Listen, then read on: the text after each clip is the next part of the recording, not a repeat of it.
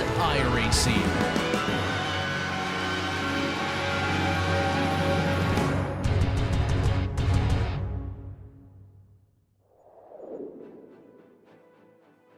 Going to a street circuit is always a difficult proposition, but you throw multiclass into the mix and it's downright diabolical. But that's kind of how this community likes their racing, hectic and tricky. So it's time to have some fun as we get ready to watch round 3 of the IMSA Vintage series, and you'll see it all live here on the Global SimRacing Channel. Hi, I'm Joe Peak, and with me in the booth is Craig King. And behind the scenes is our director, Dan Costello, who's using cameras provided by Dougie Beard.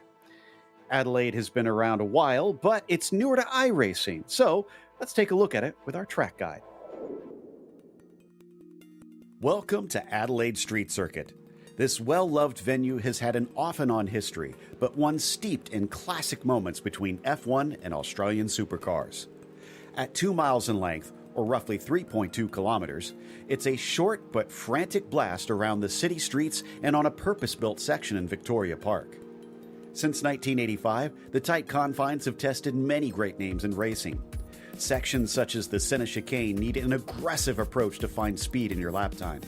But the notorious Turn 8 kink is what most often catches out drivers, with no runoff to save you if you lack precision.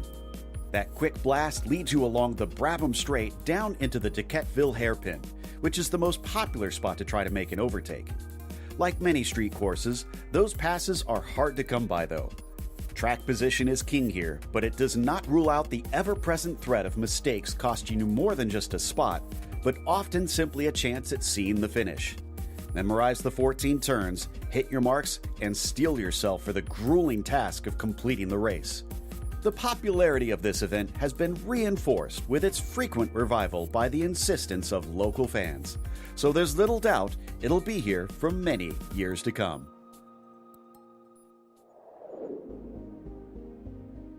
Craig, this is one of those circuits that had been asked for many years on the service, so there's been a lot of people that are happy to finally see it. A lot of people happy to see it. I don't think they'll be happy to see it today. And just to give a precursor, this is the modern day layout, not the layout that they use in F1 and also the race of 1,000 years that Don Panos brought the American Le Mans series to, where they would literally go up to Flinders Street and then at turn 7 continue on to Hutt Street and down Rundle Road and down the long Brabham Straight. Okay, instead we get the modern day version, the better version, I feel, down Bartels Road through 7 and 8 on that legendary turn 8, the only corner on the track with no name to it because of how treacherous it is. It doesn't need a name, but there's other treacherous corners here as well because there is those straights to overtake. You've got to get there first. Turn 1 and 2, the Senna chicane. And it's so fast. If you've ever seen it in supercars in the real world, they're almost going 2 wheels. In these cars, well, they'll be thankful they don't have a flaw that they really want to abuse because those cars are going to go flying. That's going to be the danger zone on this whole track. And the rest of it, to me, feels like a standard street track. However, as Julian Palmer once said, Joe, you've got to be alert on a street circuit. You really do, and the drivers have had to be alert out there with the changes to the cars as well, trying to adapt to that. And right now in the championship, Alexia Loma is the one that has managed to do that the best, but only barely. Look at that. Jacob Reed and Gabri Martinez, 2 points separating the top 3 positions. Today is going to be decisive on that front. Nick Mukanos sitting in 4th with only a single point between himself and Olenek, as you'd expect, with it only being 2 rounds in. You will have some close gaps, but certainly seeming like those top 3 are the ones to beat in these early stages. But that's just the GTP standings. Let's take a look at the GTOs. Yeah, I wish I could say it's the same in the GTOs, but Valenteus had a triple crown, then was on for another triple crown last week. So he's 2 from 2 this season. The perfect 50 so far. Joni Hagner and Noel Lundberg right behind, trying to catch up. And of course, Yuko Leskola also there right behind him. It's been a very interesting topsy-turvy couple of weeks for the GTOs. A lot of drivers in with a shot just to the fact that different tracks, different settings, different styles of driving, bringing everyone in. So look how close it is with Doug Cloudthorpe and Pollock, Michael Polasek as well, right there as well. Ilka Costasalo, Andreas Schuster also tied. So early days, like you say, Joe, but it's a little bit more bunched up. I was going to say tighter, but I think bunched up's the right word. Yeah, exactly. I think that's a good way to frame it. But for today's race, this is going to be our standard format, only a 40-minute sprint, open setups in this series. And everybody's pretty welcoming about offering up their setup if you're new to the series. So definitely join in if you think you like the looks of these cars. They don't have a spare car if you get damage, though. And, well, I think damage is going to be a plenty today, unfortunately. Drive through at 17 incidents, and any more penalties come at 25 incidents. So keep it clean, but I don't think we're going to see too many drivers worried about those incident limits. The walls are the bigger danger at this track. Looks like we do have some lap times in already. Craig, Seamus Power on a provisional pole for the GTPs, and Yuko Leskala on the pole for the GTOs. I think the biggest thing, though, we look at who the championship leader is at the moment for the GTP, so let's Galoma. I just started watching, had a slide through one of the corners and tapped the rear. That's Oleski just going on by. That's the second lap for them. It's going to be no times there if this does not count. And I don't think it's going to count for the number 5 because that looked like a 0x tap to me. It does. They're lucky. They've got away with it there. But it's only 4th. Seamus Power already ahead here with some really good time. And there you see Gabriel Martinez. And these curves, we haven't talked about them, Joe. They're supercar curves. I think you can call them the NASCAR turtles today because they are high and you don't really want to run over them. Definitely not. We're on board with Martinez coming on to Bartles Road. Little bit of a dip, but with the downforce in these GTP, should be able to stay flat out heading through the kink. Coming up towards the breaking of the Dequetteville hairpin. Pick your marker, and that's the sharpest, slowest turn on the track.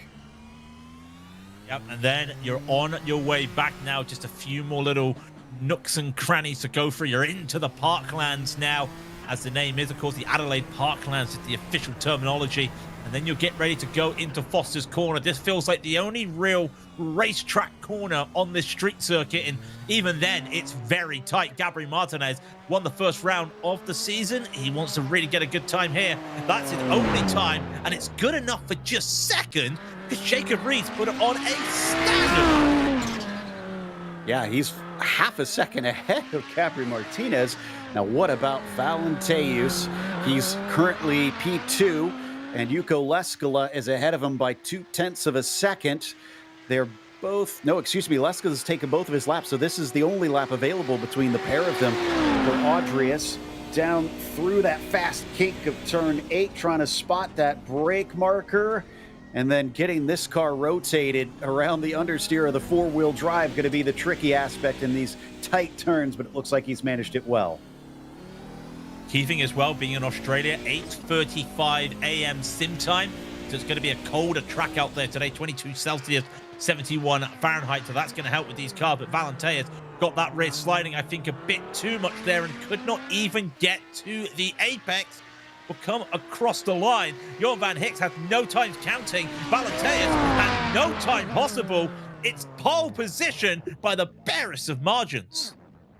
Wow, less than a tenth between himself and Leskala, but he did it, took it away. Now, does anybody else have a lap left here? It is a very short lap around this street circuit, so the drivers have mostly managed to put both of them in. I see Kevin Rutherford out there. We've got Christoph in the number 10 taking his final flying lap, and the track looks very dirty, you can see, especially on that left-hand side that they're taking. And his second lap, unfortunately, not counting for the 10. Not counting as well. Noel Lundberg going to be coming across the line. He's just doing some sighting laps. I take that back. The interesting thing today, Joe, when we look at these times, the delta between pole in the GTP and pole in the GTO is 7 seconds. But that's a 109.5. Most of these drivers are doing 110s. Most of the drivers are doing 117. That's not a big delta. It is when you think about how quick the track is, but how tight and twisty this track is, that's a concerning delta for some of these drivers out there today, because that's going to mean that I feel that in some corners, the Audis are going to be quicker than the Nissans around some of these corners. I wouldn't doubt it, especially getting off of the corner with that four-wheel drive, really helping it find grip. Some of the drivers losing grip there, as we see at least one spinning out of Foster's. I think the bigger issue is because the lap is so short, they're going to be catching the tail of the field. I mean, 44 cars is going to leave them so congested. Yeah, this is the problem now. 44 cars around here today is going to be tough. And interestingly, 17 GTPs, 27 GTOs.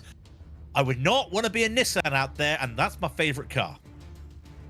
It looks like they're ready to grid up because the qualifying is now officially over. And up on the top spot, it is going to be Jacob Reed with Gabri Martinez trying to challenge. Seamus Power will start from third. Christoph Olenek will be P4. After that, it's Nick Makanos in fifth. Laus Olsen, great qualifying for P6. Alexi Loma, only seventh today. He'll have some fighting to do. Diego Mastretta will be eighth, and Brendan Lim will start in ninth as Emerson Gaudin rounds out your top 10. From there, 11th goes to Marco Lorenzetti. Then you've got Ricardo Martinez in 12th, Robert Plumley in 13th, and Andre Diaz in 14th. Andrew Blackman will start in 15th position, followed by David Almendros in 16th, and Simone Pancri will start from the back, having failed to set a lap time. Well, the GTOs, high downforce versus standard out here today, and Audrius Valenteus with another pole position, just beating off Luco Yescala, who's in second. Noel Lundberg will take third with Cowie Young in fourth. Then it's Mickey Friesen in fifth with Joni Hagner sixth. Ian Haycox will take seventh with Forman Pollock eighth. Doug Clown ninth with Josh Brain in 10th. And going to be a little bit of a long one for the GTOs, of course, with Milo Dicciari in 11th today. Romain Bello will take 12th with Shadi Ahmad, the unlucky 13th. Brandon White will be 14th. Sam Skogard will take 15th with Stephanie Leslie in 16th. Martin Krajcik will be 17th with Gregor Braith in 18th.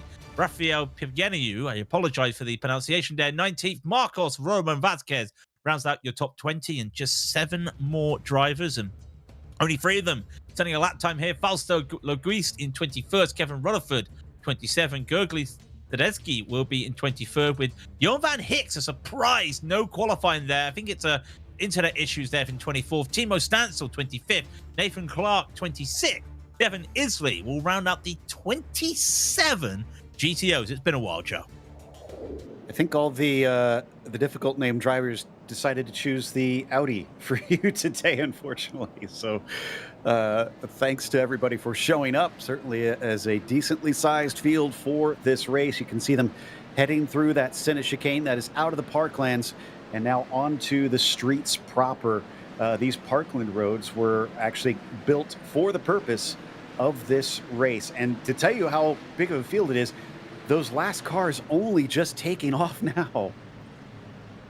Yeah, well, remember, because of the supercars, they've actually got grids around the Foster's corner there at the end. It's called the Foster's corner. It's more like a hairpin, as you know, but it's called Foster's, and that's actually a little bit of a challenge in grid races. And thankfully, we don't have any grid races here today, Joe, because I don't know if you've noticed, don't know if anybody else noticed, because it's supercars, they're not staggered grids. So thankfully, this series doesn't do a grid start, because they would have been side by side going off the line. Yeah, that would have been interesting for sure. There's a look at some of those curves we're talking about too, on the way out of turn 7 on the Bartles Road, just right up against the barrier and quite tall. Yeah, there it is again. So I imagine those Nissans will want to avoid trying to straddle them too much to keep the downforce on the cars. Here are the Audis who can do that a lot better and not clobbering them too hard. But again, look at how dirty the track is. This is wild to see. Yeah, I was just about to comment on this, and that no, this isn't the engines just showing a lot of emissions. These are the drivers warming these stone-cold tires up for the Audis. Remember, the Audis do not have tire warmers. The GTPs do, but these GTOs don't. So they're having to go side by side and slide, and just look at the dust that they're bringing up.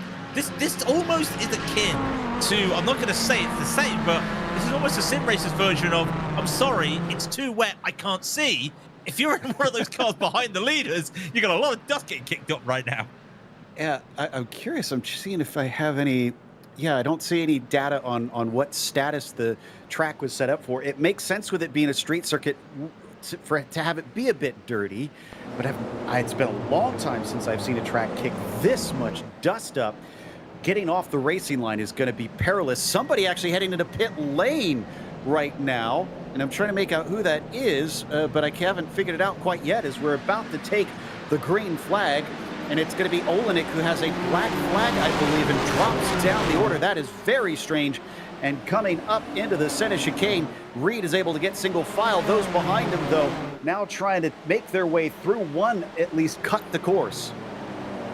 Cut the course, the GTOs. Valentin's had a good start, got past the start-finish line. Gearbox said no mass, and big wreck in the background as well. 2 cars already claimed. I think Doug Cloud, 3 cars as well. Doug Cloud, I see Forbin Pollock. I think Guidis is caught into that as well. And Devin Isley just going wide as well. And that looked a little bit of cars going a bit too hot, Joe, into the first corner. We always say take it easy in turn 1.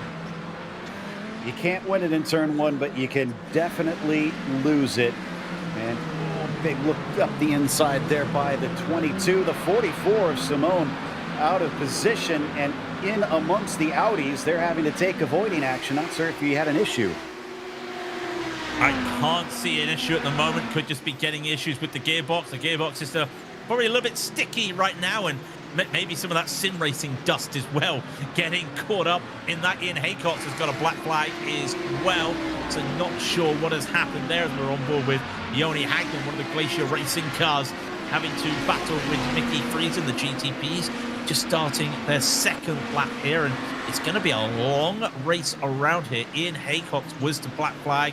He's got a lot of damage on the rear though, Joe, but it is a sensitive meatball flag at the moment, and probably what's happened there is just the sim picking up just probably a bit too much. Yeah, we have to remember it being a street course. He could easily slap the wall somewhere around here. The unfortunate thing is he's only got 4 laps to serve that, so he is going to have to come in at some point soon. We get a side-by-side battle into the corner, and it looks like Mickey Friesen going to be fighting hard with the number 3. Mickey Friesen back to Yoni Hagner. They've been side by side since the center chicane, and they're still side by side. And finally, Yoni gets it. There's a little bit of a slow GTP in front of them. That's Almanedos as well, who's just getting by. Now Yoni, and that started with him almost going around the outside of the center chicane. More issues for the GTPs. Lonzaretti having a moment out there as well with Martinez. They've both come together. Very treacherous, and they're the cars with all the downforce and the grip, Joe. You wouldn't think that drivers would be making mistakes in those because they've got the ability. It's these guys going side by side, and what a drive to start the race from Van Hicks. He's up 11 already. Bjorn is on a charge, and he's avoided some of the chaos in front of him. As we saw, at least a couple of the Nissans got together there in front of our leaders. Now, what goes on here? As we see cars come over. Oh, and it looks like just tipping through after the first apex, bouncing off the wall, thankfully mostly off the racing line. 16 eventually comes to a halt, but then somebody else has a problem behind them. So 2 separate incidents. That's 35 of Locadice. Yeah, it was Forbin Pollock just not expecting the check up into the center chicane, and just got caught out there. Tapped the rear of Doug's car. They both went around, and then it was just a little bit of a concertina effect. So that's unfortunate. When we went to replay, Nicholas McCannos, he clipped too much of the center chicane and went hard into the barrier and then caught another driver. And I'm just watching the leads of the GTO. They've got GTP traffic right in front of them. And I've never seen this before, Joe. I know the treacheries of a street circuit as one goes in, but they're all having issues out there. And we talked about that delta being a small delta for such a tight field, and we're seeing it right now. Yeah, Ricardo having to back it up. I'm not sure if he's even going to get it going again here, because there's such an issue with him being mixed into these GTOs. Still being led by Valenteus Lescala, giving chase behind him. And hopefully they won't be hitting any more of these GTPs anytime soon. Lorenzetti, I think, is up the road, but he's starting to get away from there. He is right there, just ahead of him. We did get an update that some of this dust is a bug, actually, and that it mostly disappeared on the track. Looks like it is still there in the pit lane, unfortunately. We got another replay in the meantime. So this is what caused Ricardo to get spun around. Two cars, again, two separate incidents. And then they're both trying to go at the same time. And no, you first, and they come together. I mean, that was a bit too hot into the corner, carrying too much speed on these new cars, and you can't really carry all the speeders. Jacob Reed continuing on. He's trying to hold off Gabriel Martinez, and last time these two were in a track in Australia, they basically were like this for the whole 40 minutes, and then the final corner, Gabriel went for the send of the century to get the victory. It wasn't really that bad, but you get the idea. I was trying to do a sale of the century joke there, so it's going to be interesting to see what he can do. Interestingly, Valenteus is leading here. Now, if anyone was watching last week when he was on for yet another Triple Crown, Joe, he had no pace around here in the Lotus 79. All of a sudden, he's got a little bit of pace out here as we got another replay just coming right now, and I do wonder if it's any of these GTPs. No, this is the Mercados one I talked about, and this is what I was talking about. The bumps, Joe, too much. Pogo, car doesn't like it, and Nicholas meet the barrier. Ooh, bounces him right back. Whoa, that was close. Who was that just stayed out of trouble? I'm not entirely sure. I want to say it was an orange car, so I wouldn't want to say it may have been Aleski Aloma who was the car that was able to avoid that, and thankfully they were able to avoid it, because when I looked at a quick glance at that, I thought, whoa, that's a car going absolutely quick, and nope, everything all good. Valenteus with a little bit of a lock up there, going a bit too fast as well, so they're still trying to work the kinks out of these corners. As hello with traffic already, Aleski Aloma already just battling out there with more, and this is what we're talking about. It's the traffic jam right now. Hopping on board. This other thing that we haven't talked about much, this is a bumpy track too, so drivers will have their hands full.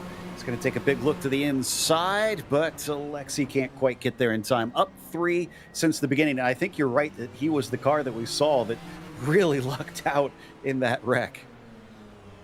Yeah, and they were lucky to avoid another wreck there for a moment, because Stephanie Leslie just had a moment, had a spin around there at the hairpin, and unfortunately had to go. Another car with a little bit of a moment. So Gregor Brave just probably missing his pit box or pit lane entry, and he's gone into it. We've got another replay here. We're 8 minutes in, and we've got replays galore. This was Ian Haycock's moment with the black flag, and you can see this looks like a little bit of a... Oh no, that was actually an improper entry. No! I think he may have missed his pit entry there, and it does come on you pretty quick. Yes, now the question is he going to be DQ'd for not pitting when he needed to? I mean, that was a David Coulthard moment without the wall to stop him, unfortunately. Well, I mean, as I joked last week, this is Adelaide, the home of Murray Walker's famous, and look at that! So I think we'll be seeing a lot of that today, because look at this with Shadi Ahmad, as he's battling on as well at the moment. He's got Johan Van Hick right behind, and he's got nowhere to go, and neither did everybody. It's a little bit of a tire, a barrier there. Sorry, a car park. I know the Parklands do have car parks here, Joe, but we're now half of the GTO field down in the pits. I was just going to say, we had 14 cars or so that have visited, and Martinez having to squeak through there as now more of our GTOs running into the car that was sideways. Didn't see quite who got tipped around. Alexi Aloma, he gets another one. He's now up to 3rd position. Oh, but he has a moment, tips the wall, somehow keeps going, and Seamus Power also avoids running into him. That was a miracle save by both cars. Oleski, if you know the lottery numbers, we would like them. Just for no reason. We got some replays coming up here. Lonzaretti is getting hit out there. Ooh, a little bit of a late braking there. It looks like maybe just not. It's a weird one, that. And again, it's the same corner they had issues before. And then came the lead of the GTOs. That's the last thing, Joe, you want to see as a slower class. Are two faster cars basically not moving.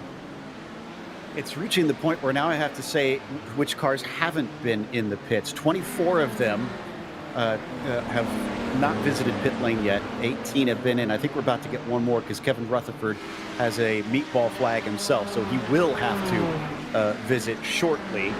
Back up to our leaders in the GTOs. Valenteus versus Leskala. It's not going to be about pace, I think, between these two. It is about survival. Now, the last time we saw this many cars in the pits, Joe, it was a race that never happened. For all the reasons. It was Monza combined. Yuko Leskala, that's a misshift. He's losing time here, and he's going to have to break. They have to break these GTOs. They don't have the downforce to go through turn 8. Mickey Friesen in the picture-in-picture. It's a who's who in the picture-in-picture today for moments. He's going to try and go into the chicane. And ooh, that Yoni Hag? Yeah. I'm not entirely sure what was going on with either driver there. Was Mickey trying to get into the racing line? And I think that was Yoni Hag. There was Yoni trying to, go defend and then go back to the racing line. Very questionable there, but there's only one line through the center chicane. Yeah, it was a bit strange, and that missed shift from Leskala cost him second place, we should mention, so that's now Lundberg, who has jumped up to P2. Already smoke in front of our GTOs on the replay, 3-1. Generally does not go, and when you touch wheels like that, popped up, nearly found himself on top of the barrier instead. Well, I mean, I think I heard 18 cars in the pit lane right now. I think you said it. I think our crew backstage was saying it as well. We knew it was going to be a battle of attrition out here today because it's Adelaide, it's a street circuit. And I called this the toughest street circuit on iRacing. Move over Long Beach. That's now a manageable track. That's a very fun track. This in multi-class is very treacherous. And there's another replay coming as well. This is the who's who. This is the moment we saw on the stream, and that was Roman I think he just got attached to the barrier there, trying to really kiss the wall there because they're trying to work every inch out there. And as I say that, I just watched Yuko Leskala scrape the wall there because that's how close they're racing to. Nobody told the 18 look out below because he was right in front of them. And now they both have paid the price. Jacob Reed now to about 2.5 seconds over Martinez. Some of that, I think, may be due to the traffic that you see them coming up upon. That is the car of Shady Ahmad that has just pulled off to the side. And in fact, is that our leader that just made contact with the 12 in the replay? I think that was. That was that moment we had just earlier when the first wave of multi-class traffic went by, and I think that's what caused a lot of the moments out there. Is just everyone just trying to make some moves. And do you know what? I think that's the only multi-class incident we've had. And you and I we always talk about, hey, this is vintage IMSA chaos, or IMSA vintage chaos or anything. Maybe we've got Emerson Gordon who's decided he wants to go do some racing as well this week, battling, but we've not seen any real incident between the traffic. It's all been self-inflicted. Really has been, and I'm kind of with you. This is proving to be perhaps one of the hardest street courses we've seen on the service. So we follow on board with Emerson fighting for 7th. That's Brendan Lim just in front of him in the purple machine. They'll both make their way past. Oh, but he gets sandwiched between. Has to wait behind Mickey Friesen, and that costs him a 10th or 2. Yeah, but that also cost out some of those drivers because he had to slow down to make sure he took that line, and that just affected everybody. Traffic give, traffic take away as Emerson almost hitting that barrier. I think that's the danger zone today, is that barrier. A little bit of a surprise there, but now he's going to get held up as well. Johan Van Hicks is in front of him, and not a lot you can do. Another spinner in front of them, another spinning GTP. That's the lap GTP, the number 40. That's David Ameldros there. And now you get to see some of these cars really, well, they're not attacking the chicane, Joe. They're just keeping it safe on the chicane and up the road. More battles going on as Diego Mastretta is trying to catch up to Laus. To me, that's probably the wise approach to the chicane. There's already enough dangers around this track. Diego Mastretta currently chasing Laust, as you mentioned, about 3/10 of a second, or 3/4 of a second rather, between them, but 10 seconds behind Seamus Power up in 4th. So they've really lost touch with the top group. What's happened to Gregor Braith here? Oh, The brakes did not want to keep the car straight, and he found the wall. Not often you see drivers wind up there. Almost looks like he locked up the brakes there for a moment. Maybe needed to redial in that brake bias there. And it's a little bit unfortunate out there for him because that was the hard braking zone of the track. And this is going to be an interesting battle because we've now got 4 GTPs stuck together as they're trying to go through traffic. And I've kind of lost count where we are in terms of lap overtaking the lead drivers. It's once. And half of the GTO field is now being lapped twice. But we talked about how tough it's going to be lapping 26 GTOs, Joe. Well, I don't think it's been that tough because half the GTO field have taken themselves out. So, well, not on purpose, of course. There's more bunching up here. Nowhere to make overtake. This is treacherous at the best of times, let alone multi-class. It is a huge train of cars. Everybody's going to have to mind themselves. Sam Skovgaard, though, did not mind his track re-entry, and that is one of the basics. I'm sorry, you gotta watch your relative box. Oh, that's inexcusable, especially then. That's one of the fastest and most difficult corners on the track. Whoa. And you're trying to do that as well. This is very treacherous. Wow. Emerson, you gotta take it a little bit easy. I don't know if it was Emerson or Brendan doing that. One of them. Everybody, you gotta take it a little bit easy out there. As I think he realized that they've lost time to the guys in front. Diego Mastreda's gone by. As now he's trying to catch on. More replays here. Don't tell me Gurgley's going to try and do an unsafe rejoin. No, come on, boys. I know it's a street circuit. I'm sorry, Joe. I have to get into race marshal control here. I know it's a street circuit. I know it's treacherous, but F3 brings up the black box relative. Use it because that's 2 inexcusable rejoins there. I'm with you. That's one thing the drivers should know and should have at least a little bit more patience in this situation. But regardless, Timo Stanzel here in the 36, currently in 12th position. Going to make up some iRating day. Somebody behind him facing Gabri Martinez. Reed now drops him by 9 seconds because of that. Alexia Loma can see him just in front. The battle for second is on. Now, it was Gabri. Oh, it was Gabri having to overtake a lap GTP. We'll get a replay in a minute. And so some more really questionable moves here from a moment. Go have a look at the replay. This is a different incident in the picture-in-picture. And I'll tell you what, you get your replay button, you pay for your replay button. Everyone, look at it. Giles Dawson tries to avoid it. In all due fairness, that car is trying to slam on the brakes. He's not moving it forward on purpose. That's just the way the car's going, even with the lock of the brakes. Looking back from P2 now, Aloma so close to him. And on top of it, they've got more traffic. That is Vasquez, who pops out of the way for them and gives some space. It works out a little better for Gabri, who gets himself about half a second over the fin. Let's see what the braking looks like. No traffic in front of him. It is mano a mano coming down into this heavy hairpin at turn 9. And a little bit of a look. Alexi's at least trying to show himself. I think Alexi now knows that it's on. He's got a good chance to look for some overtake right now. Look for a move. Let's go to another replay. David, you're in 13th. That's not the place anybody wants to be right now. And another spin. Did he? Oh, nowhere for anyone to go there. Was that Mickey Friesen that just got caught up there? It isn't. No, but not a lot of places you can go there. No. Just park the car. Park the car. Stop. Let people go by. You've got to be more patient out there. I know we're racing, but you've got to be more patient. It was Mickey Friesen, you're right. That was car 12. And he's got a black flag. Zagetti also in the 38 has a black flag. I assume that is for the incident limits. We didn't think that drivers would hit that today, but it has been such a mess out there that apparently some have gotten drive-throughs.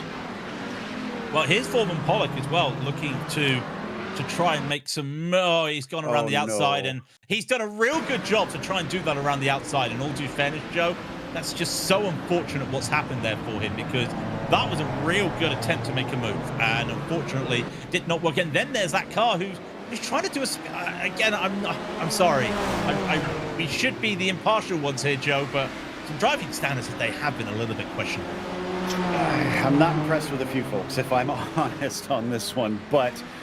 Martinez, I think, has found himself in a rough position. Aloma's the one that has impressed me. We get another one with Gabri, and this is what initially put him in this status, as he got tipped around trying to lap a car.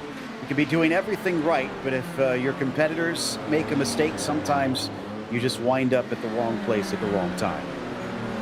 You could argue he could have waited. You could have argued he could have been given the space. You've got to help facilitate the overtake. That's the blue flag rules out here, and I do wonder if that's just one of those things that it is. And here's another replay. I tell you what, this feels like, Joe, I don't know if you get it in America, but we had a TV show called A Short Brain Goes Around. It used to be a TV show, All Right on the Night. It was basically a clip show of all the unused clips from TV shows that they had to do retakes. Kind of feels like that right now. Just a bit. It is a comedy of errors. Unfortunately, I think there's going to be a number of drivers that aren't laughing. This feels like the IMSA Vintage of old, in the very early days when we started covering it on GSRC, when things were a bit crazier and the cars had a bigger gap between them lap time wise. But this track has unfortunately brought out some of the confusion once again for this series. Gaudin up to 7th, but still chasing on limb. And now something's happened to our leader. Jacob Reed is no longer in the lead. Jacob Reed's in the pits. What has happened to Jacob Reed? This is Stealth moment. Goes around the corner, locks up. Too much speed. Too much speed. And this is the thing that they've all been talking about with the car. Get the speed under control, and he's just taken too much there. He's in the barrier, and I think that's a meatball flag. That's what he's done. He must have hit the suspension just wrong. It didn't look like a big hit, but yeah, the car couldn't turn to the left. He had to take a tow. That's unfortunate. He had great command of this race. Suddenly, Aloma is in a battle for the win, having qualified in 7th. If he can pull this off, this is going to be a miracle of miracles, but he's got to get by Gabri Martinez, who has been on a roll lately. Well, you say that because of Jacob Reed's crash. That means we're not going to have a third different winner this season. Martinez won the first round. Aloma won the second round. His first win. Get this, Joe. Some drivers didn't hear this. He almost just had a, excuse me, overtake on Brandon White there. His first win in 6 years. Well, he may be hoping, we're not in the UK, but maybe hoping that victories are going to be like London Busted. Wait 6 years for one. He's on course for a second if he can just navigate the traffic and get past Martinez. Exactly. He's got himself, a bit of a slide coming into turn 6, though, and finds his way underneath the GTO. But it looks like the damage is done. It's almost up to a second now to Gabri Martinez. 17 minutes left to go. He will have time to catch him back up. They do have a bunch of other cars that they're going to be getting in the next lap or so, so they will get opportunities pretty soon. Well, traffic give it, traffic take it away. But the car who's got to go through the traffic first is Martinez. And if I'm Aloma, I'm going to be using the old going through the punched hole. So Martinez is going to be the pilot hole through the metal, and Aloma's going to be the big drill to make that hole work as you're working on sheet metal. So I wonder if that's his plan, but he's got to be there right away, and he's got to be close enough to do this, and I don't think he's close enough. But by the way, we talk about all the carnage, and there we go, he's right up there. Still got a battle for the last 2 spots at the podium in the GTOs as well. As Aloma, you can't do that around the outside. There is no over-under because there's nowhere for you to go to make an over-under. And he's trying to be aggressive, knowing that it might be difficult to make the standard overtake. He needs something to help him out. The traffic just about gave him the chance there at the start of the lap. What about here halfway through the lap? No, doesn't look like they're going to be slowed enough by Bello for him to try and get a chance. Could maybe try and do a brave one deep down into turn 9, but yeah, as much as he's looking for this, he is nowhere close enough. Still, there is Stefan Leslie and Ian Haycox just in front at one of the tighter parts of the track. And I think they're just going to have to check up here and just wait, because it gets tight here around these corners. And remember, this is quite a narrow road as well. Martinez looking for the move on Leslie, gets it through, and that's what I'm talking about. Pilot hole, Martinez, then get your 12-inch to make the rest of the hole, and that's what Aloma's doing. So That's going to be good, but this is going to be big. Martinez, you can't make that move right now. And Ian Haycock's just had to get on the brakes. And I thought that was going to be a little bit of a tense moment there. Now where does Aloma go? He's had to go around the outside there as they come down Wakefield Road. Doesn't lose a lot of time, though. In all due fairness, all the GTOs behind him just took a slowdown. But I don't think Aloma really lost much time there. Yeah, I'm kind of surprised. I thought he'd be way farther back as we check out Cal Young versus Yuka Leskala. Not used to talking about Yuka only fighting for a podium. Valenteus has run away. Lundberg, since he got by him, is still up ahead. That's the black car that you can see just in front. Yeah, and give a shout out as well. Cal, who started fourth, still in fourth for another moment. Diego Mastretta's gone around, and on that part of the track, it looks like that's just a case of going a bit too hot there. We'll get another replay. This is Segezki. A lot of drivers. He goes around the corner, trying to hold it in. Does he now take too much speed through this corner? He does indeed. Oh, if that was real world, that would be a red flag crash, Joe, because that was a heavy hit. Car's going to be bone dry in the pits in a moment, and the Hungarian driver with a massive smash into the tire barrier. Cal Young's got a good chance now on Leskala, but turn 8 is pretty single file. He's going to look for it at turn 9 down to the Duquetteville hairpin. He brakes much, much later, and he does make the apex. Impressive stuff. Oh, but Leskala, I think he brushed the wall and got his latest incident point. He's got to serve a drive-through.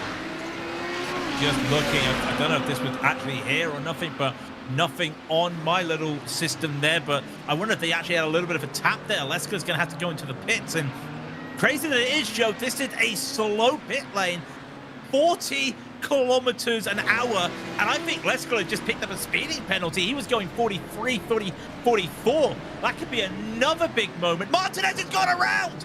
Martinez has gone around. And that's another unsafe rejoin. Alexia Loma is your new leader in the GTP. Seamus Power way too far behind to capitalize on that one. 5 seconds between the 11 and the 5 car. It'll take a lot for him to get back in it, but you can see he's already aggressively scything his way through the GTOs to try to make up that time. In fact, those two cars almost going off the track. That was Doug Cloud taking a creative line. Have a quick look at it as well. I think this is Gabri. Oh, the GTO behind just missed his braking point. And I don't think that was, as Gabri just hit the wall as well. He is driving hard. I don't think that's a case of, you know what I mean, Joe, when you overtake a car, you pull right back in front of them right before braking point. I don't think that was the case. I think that was the GTO that just missed his moment. And, hello, Gabri. Here's another one. Don't think that was an accident. So Martinez gets going once again, but yeah, things getting a little bit heated out there, unfortunately. And as we watch our new leader, the 5, remember, he started this race down in 7th position. We've seen drivers come from farther back than that, but it's still, I mean, wow, to get through all of this insanity and come out with a lead as big as his is pretty wild. Just want to correct myself there with Gabri. I apologize. It was nothing of like the sort there. It was just him going a bit faster than what he thought the driver in front was. I know there was a car of that color, the same as Sam, but it wasn't Sam. So apologies there. Is Valenteus continuing on. He's lost a little bit of time to Lumbo. The gap's now 1.4 seconds. But the crazy thing is, you look at that timing tower, don't adjust your YouTube or your quality or anything. That's right. Lumberg now is a meatball flight. That's the difference. There's only 6 GTOs on the lead lap, and we're 11 minutes to go. That Lundberg is our second place car, so where did he gather this up? He now has to serve that because we have more than 4 laps left to go. This is coming down into the parklands. And does he, oh, there's a car that stopped. It's the 23 trying to stay out of the way, limped to the pits, and did not expect him to be that slow. Yeah, driving, trying to get back to the pit with a meatball flag, trying to get driving. Again, it's this street circuit characteristics there. You've got to be careful. You've got to be smart. Lumber's going to have to take this because what they're like 10 minutes to go. They're another 8 laps to go, maybe 9 laps to go, so Lumbo's going to have to take whatever repairs he needs and just going to have to accept that the day is done. But the crazy thing is, Joe, even if it's just a quick repair, well, he can come back out and still be in a top 5 position, maybe a top 10. That's how crazy it is right now. Now, this is Leskala retaking 7th, I should say, over Timo Stanzel. And Timo started 25th, is up 17 spots. He's got the number 36 on his car. This is going to be a red letter day for him. You know what? I tell you what, he's basically done nothing. Cal Young's just had a go around. I know it's really just one of those things that you shouldn't be shouting out people having a go around or a spin as we're watching Van Hicks continue. But Cal Young just did a whole 360. He's got a black flag. He hit the nose really hard. As we've seen Van Hicks still battling. You try to look somewhere, Joe. I know we usually have a bit of fun. You're learning there's battles everywhere and where does our cameraman have to go? But you look everywhere that there's an incident every 2 corners, it feels like. And I'm trying to remember, because, I mean, there's so much to keep track of here. Wasn't Joni Hagner involved in something early and was sent down the order? Because he's just now taken a podium spot. And again, like you said, with probably very few overtakes out there, there is what took out Cal Young.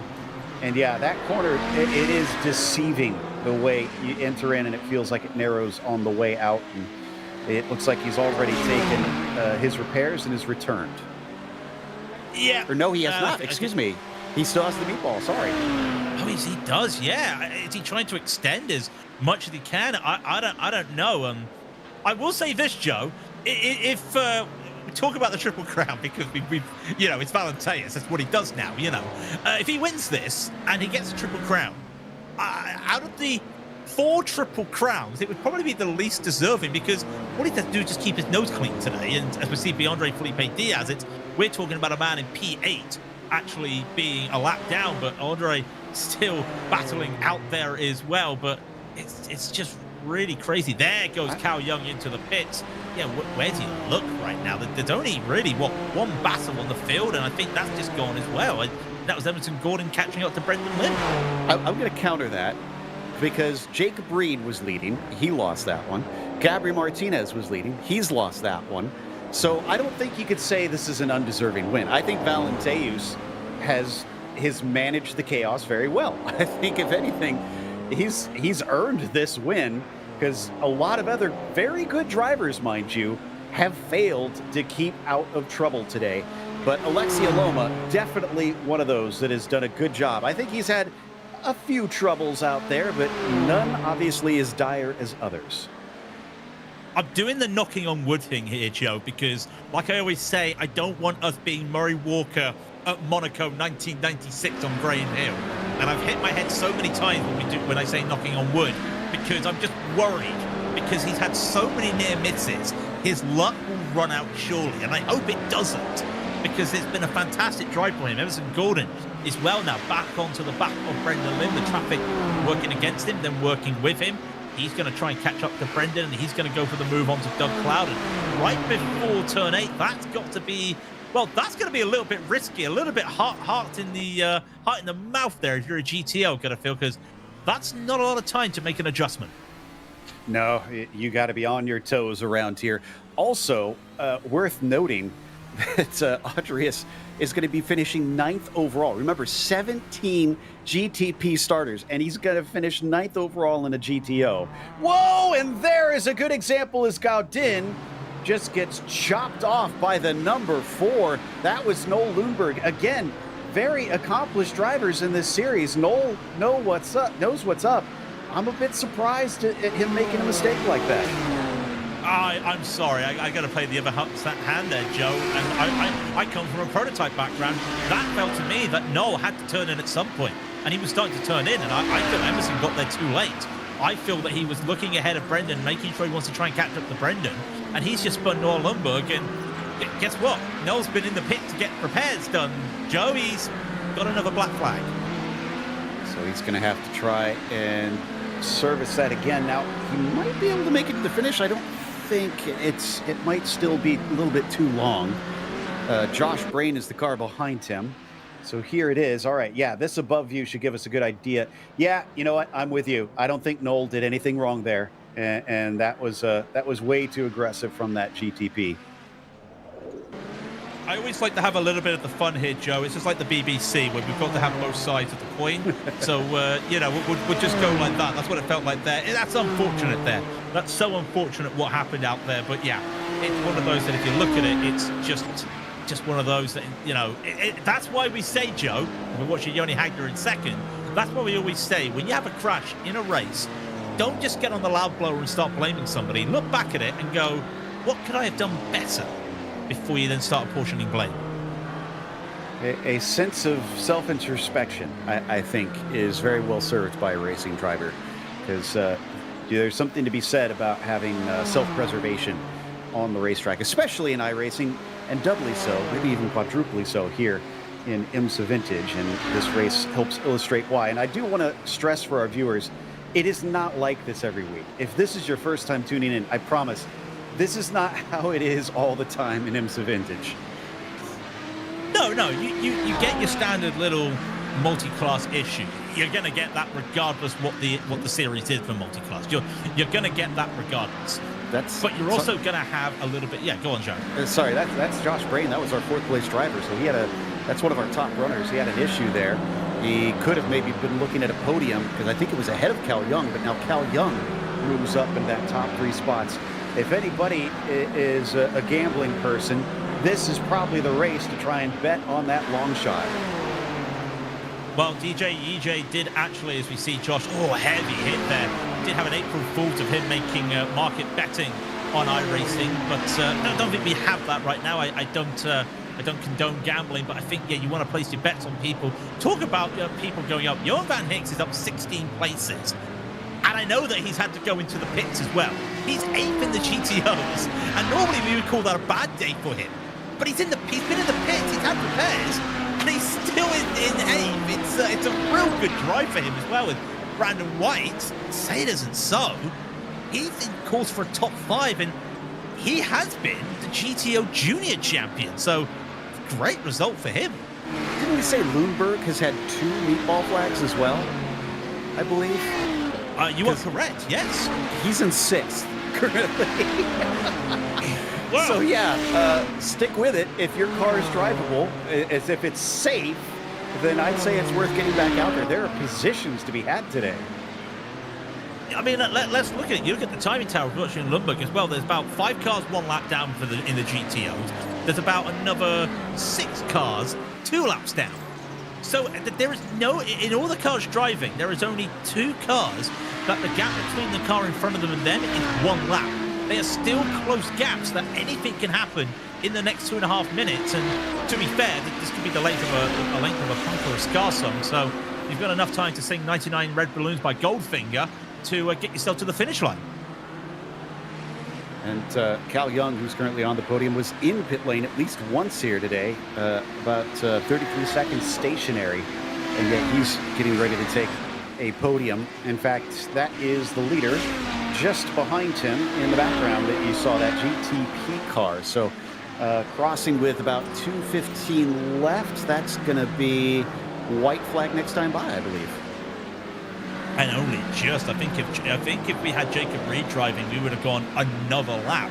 But I think we're just going to cap it at 33 laps today. And it's a long jaunt around here, just at the best of times. And to go back to that Lotus 79, a little bit. Oh my word!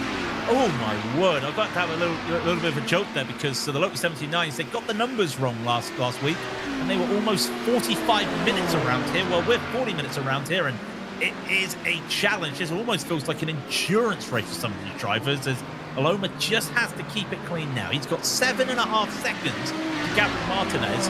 All he has to do is just literally keep the tyres on the track, avoid the walls. You can even skip the center chicane, and I think you'll still be fine right now for the final lap.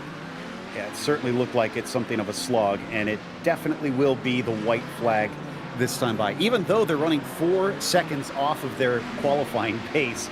I think mostly because of the traffic, and there's a little bit of damage on the front of Alexi Aloma, but you'd be hard-pressed to find a driver that doesn't have some sort of scratch on the car today.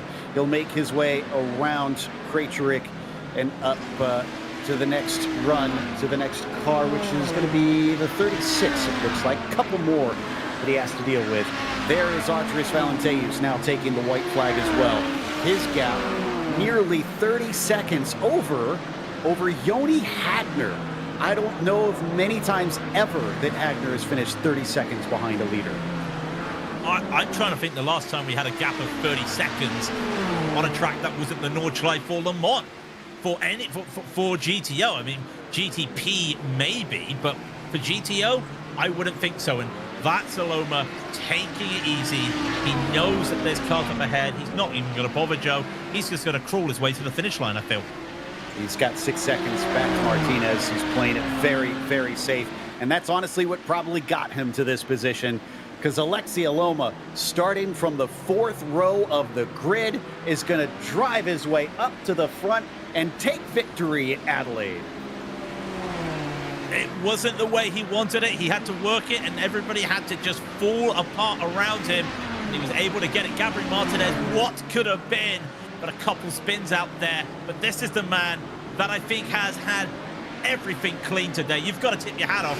Valenteus, that's probably the least control he's had the car all day, because that car has been out of the battles. He hasn't even bothered having to race anybody, and yet take the drift, take it. I think that just says everybody else that Joni Hagner going to come across the line as well. I think he's going to be happy to get this done. Joni Hagner taking some damage, taking some repairs. This has been a demolition derby. And he can't be overtaken because Cal Young has already crossed the line after our overall leader, and somebody going deep on the final corner. Thankfully, that's out of the way for Joni Hagner, who gets himself a nice podium ahead of Cal Young. Seamus Power, we got to give credit to as well. He had at least a slip or two out there, but he manages to take a podium himself. Laust Olsen also didn't get to check on him. I know he had a half spin at one point, but still got himself a top 4. As we take a look at the results, starting off with our GTPs, and Alexi Aloma coming home with his 2nd win of the season over Gabriel Martinez, with Seamus Power rounding out your podium. Laust Olsen in 4th was ahead of Brendan Lim in P5. Emerson Gaudin was P6. Andre Diaz was 7th, and Robert Plumley in 8th. After that, Diego Mastretta was 9th. Marco Lorenzetti finished in 10th. And then just about DNFs from here on down. Jacob Reed, I think, did get back out on track. So did Andrew Blackman. But David Almendros, Ricardo Martinez, Nick Mucanos, Simone Pancri, and Christoph Olenek all out before they saw the checkers. What about the GTOs? Do we have to? It's a long list, and it's probably going to be a lot of retirements. I know we had that fun, but no, the drivers did go out and back out there again. Valenteus won by 35 seconds to Joni Hagner.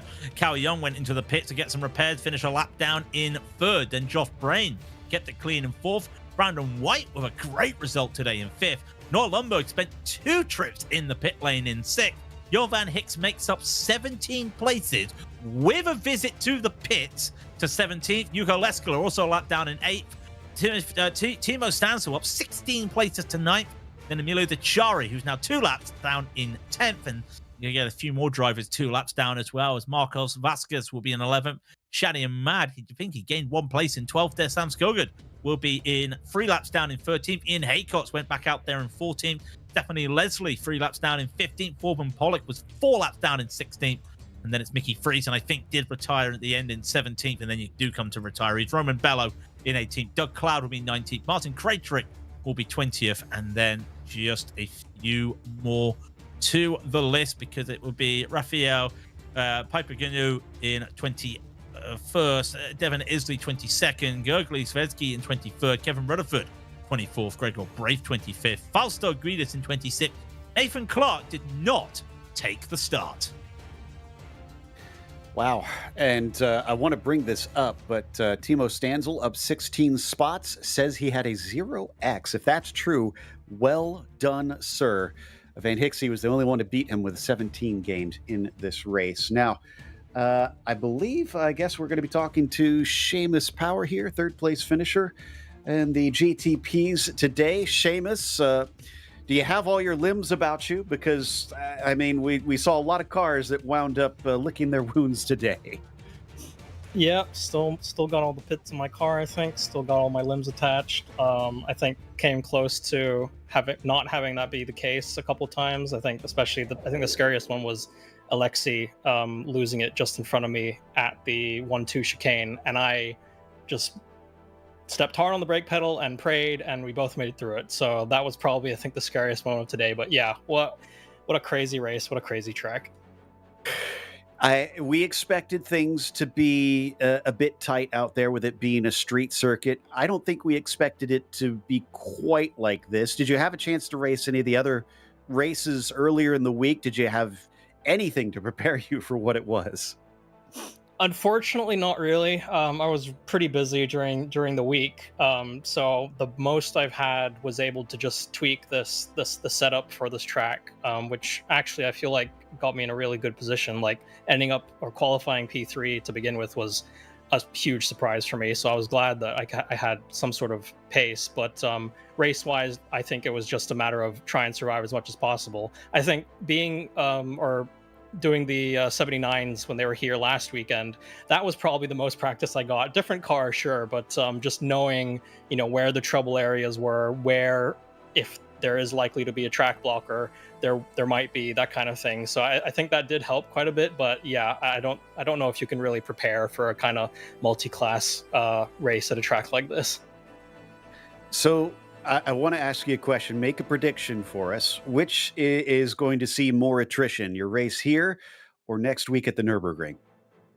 Oh, I'm going to say here. I think here just because the changes to both of the cars, and, people have their opinions, love it or hate it. But I think the fact that the Nürburgring has so much more kind of fast speed corners, which means more grip for both cars, generally at least. I think that's going to make it a lot easier on people's minds. I think just the fact that here it's all like almost all tight turns, 90-degree turns. The surface is apparently even more uneven than it is at the Nürburgring. It's just so hard, me personally, and I'm sure a bunch of other drivers would share the same opinion, just so hard to get the traction down and to really feel comfortable but not slow through a corner. So I'm hoping Nürburgring will be a lot better. Well, I'd say with this podium, you've earned yourself a nice rest. Go sleep for a few days and hopefully be fresh by the time we get to Germany. Thank you very much, guys. Really appreciate it. That was Seamus Power finishing third in his number 15. Up next, sounds like Craig has caught up with P4, Laus Dolson. Yeah, I've got Laus Dolson here, who finished in fourth. Laus, that looked very much like a battle of attrition out there today. It looked like everyone had to basically keep themselves tidy to get a good result. Yeah, I think so too. I think it's a combination about the track not being easy and bumpy, and there's a lot of places you can lose the car or hit a wall, but also especially for the Nissan. I don't know about the Audi, but the Nissan has become a lot more difficult to drive than the previous generation, and for me personally, it has been quite frustrating the first weeks in this season, because I've really didn't figure out how to keep myself alive in this car, but finally it seems like I've succeeded today, so I'm quite happy. Yeah, it sounds like you're going to be happy with that, with battling with Brendan Lim a little bit as well, and some Gordon as well. But the traffic looked very treacherous out there, and usually I say about the GTOs, but it felt like it was the GTPs as well. A lot of traffic out there today. This is probably more of a tougher street circuit than you've challenged before. Yeah, I think in some ways it's quite straightforward, because there's a lot of the slow sections where you simply cannot pass a GTO, or I cannot at least. But you don't lose as much time as you do or did previously, and especially in other tracks. So the damage for waiting is not that big again, which makes it better. I think for me the biggest problem today with traffic was some of the slower drivers in both classes, either not taking the expected racing line. I know they do it to be nice, but when you're already trying to set up a pass the other way around and they just deviate from the racing line, it makes it quite difficult, and had some really close encounters on that account. And I think there was a Spun Nissan also who didn't hold his brakes and went into my side. That was right after the last corner, but luckily I didn't get any damage. So, but with the regular people, the traffic was quite okay. I made a few dive bumps I shouldn't have made. Sorry to those who got affected by that, but otherwise it was actually okay. Well, before you let you go, we all know it's the big one next week, Laguna. It's the IMSA Classic 500. Will you be doing it, or will you be putting your feet up for the weekend? Oh, no idea yet. Let's see what the week brings. I haven't. I guess I'm going to try to do it one way or another, but I haven't really thought about it yet. I take one week at a time, or one race at a time. So I'll figure out what to do on Tuesday when the next week starts. Well, Lars, congratulations on the P5 to the P4 today. Sorry, I almost said P5. That would be not giving you credit there. Congratulations on the P4. We look forward to seeing you somewhere down the road, if not next week. Yeah, thank you. Lars Olsen there, Joe, finishing 4th in the GTPs. And I think you've managed to go down the field to find one GTO driver. It's Emilio Dicciari. Yeah, who's done decent out there today, especially considering he had to make a visit into pit lane at one point. But Emilio, the one thing I want to talk about is lap 1, turn 1. You had a front row seat to an accident. What was that like? Wow, that was very scary because I was a bit suffering with the brakes, and when I see the dog rear, it was everything chaos. So I was very lucky to outside with no problem up there. So yeah, after that I thought it's gonna be an easy race, but it wasn't. But I'm happy for the top 10 in this race. I can understand that. Like I said, especially considering you did have to take those repairs. I mean, once you came back out, were you kind of in survival mode, just try to protect yourself and get to the checkers? For a moment, yes, but then I know that I was a bit more quicker than I expected this week, so I know that I can use it in this race. And when I saw many people having medball, I know that I have maybe a bit of chance to get more on top. So I started to do it as quicker as I can, and yeah, I survived. I was in survive mode, but also I tried to be quicker because I know that many people was having problems, and I can use that problems to increase my position in the standings today. So it was really good because I didn't expect after what happened. Well, I have to say I'm impressed with the results. Congratulations today. Thank you, and give me a moment to say hello to my girlfriend. She's having a bit she's a bit sick, so I want to say hello to her, and I love her. And obviously a shout out to my family, my friends, and everyone in the broadcast. You guys for the broadcast, and yeah, thank you so much to everybody. Thank you. That was Emilio Dicciari, who finished 10th today in the GTOs. That's going to wrap us up with a big thank you going out to the Camel GT, or the IMSA Vintage. I did it. I knew I was going to slip up one of these days. IMSA Vintage community for bringing us back for another season of coverage. And thanks to our team behind the scenes, Craig, Daniel, and Dougie. Make sure to subscribe to our YouTube channel as well so you don't miss a moment. Like we said, the next race is going to be at the Nürburgring on Saturday, April 11th, but we've also got the big one, Road America, not Road America. It's going to be at Laguna Seca for the big 500 race here for the Vintage Series. And then, of course, up next, the Lotus 79s tomorrow are going to Imola. Be sure to check out our other broadcasts that we have listed here. But until next time, race clean, race hard, and we'll see you on the track.